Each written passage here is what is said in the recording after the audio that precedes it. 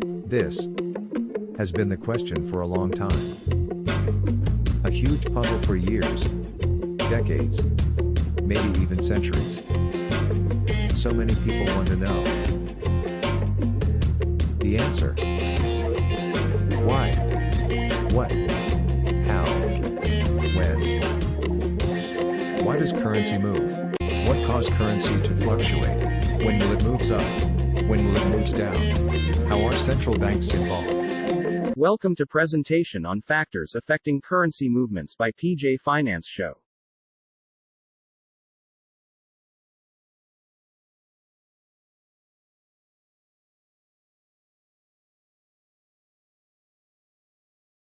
Hey Phoebe, maybe you can help. What are the key factors that drive currencies to appreciate or depreciate? It is as simple as supply and demand, right? Mainly yes. Let's start with trade flows and capital flows. Trade, as in how the Canadian dollar strengthens when oil price strengthens. Yes, when oil price is higher, for the same volume of oil exported, the Canadian oil producers have more US dollar to sell. More US dollar for sale will lead to a weaker US dollar and in this case, stronger Canadian dollar.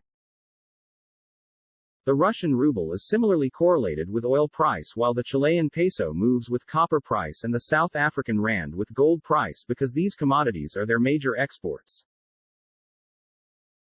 So, if I were to generalize this, a country that is more competitive in global trade will have more exports than imports. Consequently, its currency will be stronger because it has more US dollar to sell since most global trades are denominated in US dollars. Correctamundo. And if a country is more competitive in global trade, this could mean that its currency is undervalued and/or the country has the appropriate macroeconomic policies. Got it. In general, when a country has a sustainable growth rate and the right policies, foreign investors will want to buy this country's listed stocks, real estates, startups, and get involved in mergers, acquisitions as well as foreign direct investments. Demand for this currency goes up. The currency appreciates against other currencies. Are there other factors that affect supply and demand? Oh my God, here comes the tourists. Let's go back to the office. Real interest rate differential. If country A has a higher real interest rate than B, money is likely to flow to A from B. Yes. The carry trade.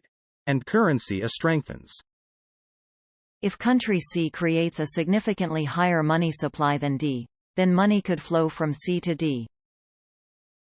This is so simple. I just need to break down the factors that affects currency into supply and demand.